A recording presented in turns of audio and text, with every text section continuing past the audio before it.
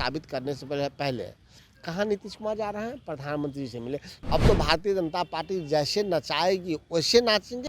दिल्ली जा रहे हैं, अब दिल्ली जाएंगे तो पेच ठीक होगा या पेच टाइट होगा। पेचकस तो चला गया है नरेंद्र मोदी के हाथ में, अमित शाह के हाथ में। वो स्क्रू को अब टाइट करेगा अमित शाह।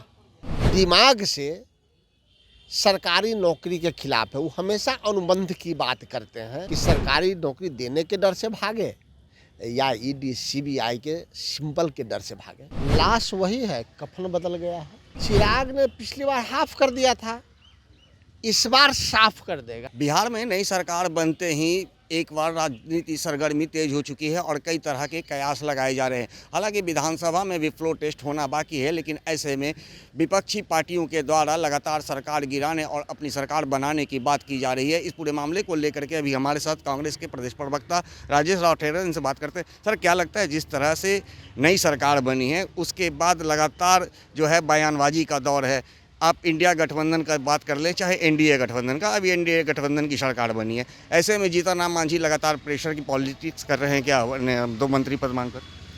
देखिए, सरकार नई बनी है लेकिन मुख्यमंत्री पुराना है, लाश वही है, कफन बदल गया है। ऐसे परिस्थिति में जो ये राजनीति का सब यात्रा है, उनके जो यात्रा कर्मी हैं वो दुखी हैं, चिंतित हैं। वो कौन है? नीतीश कुमार के एमएलए हैं।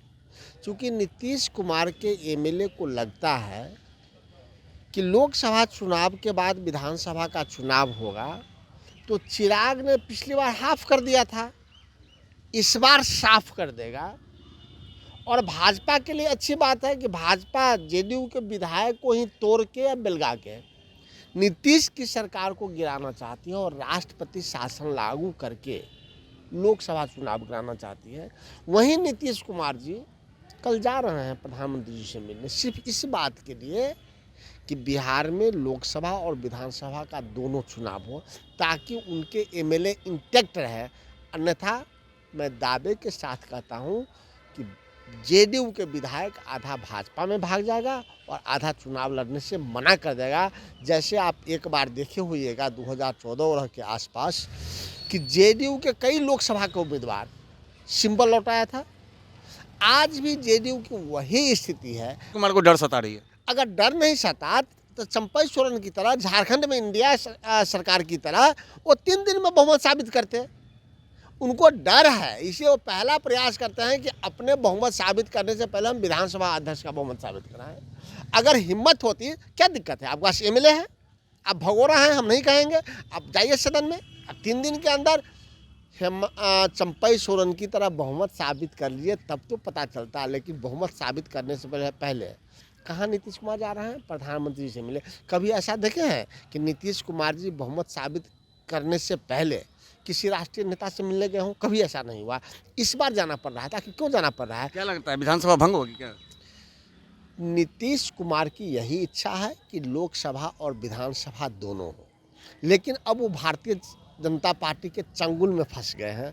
अब तो भारतीय जनता पार्टी जैसे नचाएगी वैसे नाचेंगे। लेकिन अंततः एक बात है कि बिहार की जनता अब नीतीश कुमार को वोट नहीं देगा, क्योंकि पहला नीतीश कुमार है कि बिहार के मतदाताओं को इतना अपमान किया है, इतना अपमान किया है कि अब वो कोई बर्दाश्त नहीं कर सकता। बार बार नीतीश कुमार को सम्मान दिया, वोट दिया, उस वोट का कदर वो नेता नहीं किया। जो नेता वोट का कदर नहीं करता है वो वोटर नेता का कदर नहीं करेगा। इसका फायदा किसे होगा?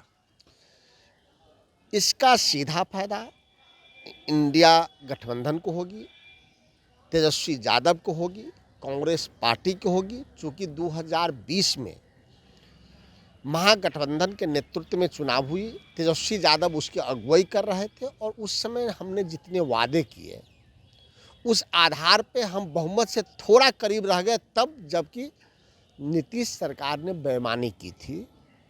और यह 17 महीना जब हम सरकार में रहे तो वो सब वादा हम पूरा किए जो हम कहे थे 10 लाख रोज नौकरी देंगे, हम 6 लाख से ऊपर चले गए 17 महीना में। तो जो काम 17 साल में नीतीश कुमार नहीं कर पाए वो 17 महीने में इंडिया गठबंधन की, कि जो नीतीश कुमार 17 साल में रोजगार नहीं दिया, इंडिया गठबंधन की सरकार बनी या महागठबंधन की 17 महीने की सरकार बनी, उतने हम रोजगार दिए हैं, नौकरी दिए हैं। यही नीतीश कुमार को खला, चूँकि नीतीश कुमार जी दिमाग से सरकारी नौकरी के खिलाफ है। वो हमेशा अनुबंध की बात करते हैं, जबकि तेजस्वी यादव और कांग्रेस पार्टी ने कहा था कि हम सरकारी नौकरी देंगे या देने का प्रयास किया था। नीतीश कुमार भाग गया। अब नीतीश कुमार बताएं कि सरकारी नौकरी देने के डर से भागे या ईडी सीबीआई के सिंबल के डर से भागे। राजेश जी, एक अंतिम सवाल है, क्या लग रहा है जिस तरह से आप लोगों के द्वारा लगातार कहा जा रहा है कि हम लोग भी बहुमत साबित करने में लगे हैं, कितने करीब है आप लोग पहुँचे हैं? हम कभी नहीं कहे हैं कि हम बहुमत साबित करने पे लगे हैं। हम ये बार बार कह रहे हैं कि भारतीय जनता पार्टी ही चाहती है कि नीतीश की सरकार गिरे, चूँकि उनके एमएलए डरे और सहमे हैं। चूँकि जेडीयू का एमएलए जेडीयू के सिंबल पर अब चुनाव नहीं लड़ना चाहता है। इसलिए नहीं लड़ना चाहता कि उसको पता है कि चिराग पिछले बार हाफ कर दिया और इस बार साफ कर देगा। जब नीतीश की सरकार गिरेगी तो जो सबसे बड़ा दल और गठबंधन होगा वो सरकार बनाने का दावा पेश करेगा। तो अब नीतीश कुमार की सरकार मेरे कारणों से नहीं गिरेगी, उनके स्वयं के कारणों से और भारतीय जनता पार्टी के कारणों से क्या गिरेगी। नीतीश कुमार दबाव में आ गए, बीजेपी के दबाव में आ गए? नीतीश कुमार जी बहुत ही ज़्यादा दबाव में है। नहीं दबाव में होते तो बहुमत साबित करने के लिए इतना लंबा समय क्यों चाहिए, जबकि छोटा राज्य झारखंड 3 दिन में बहुमत साबित कर दिया। इन 9वें बार के मुख्यमंत्री को 9 दिन से ज़्यादा हो गया। दूसरा कि भारतीय जनता पार्टी के दरबार में कल जा रहे हैं बहुमत साबित करने से पहले तो कोई तो बड़ा पेच है, जिस पेच को ठीक करने दिल्ली जा रहे हैं। अब दिल्ली जाएंगे तो पेच ठीक होगा या पेच टाइट होगा, क्योंकि उनका पेचकस तो चला गया है नरेंद्र मोदी के हाथ में, अमित शाह के हाथ में, तो वो स्क्रू को अब टाइट करेगा अमित शाह।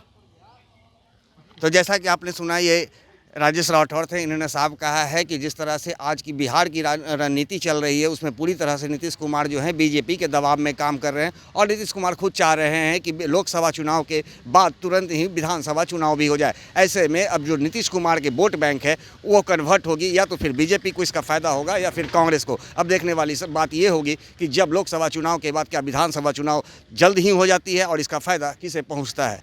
दर्श न्यूज़ के लिए ज्ञानेंद्र की रिपोर्ट।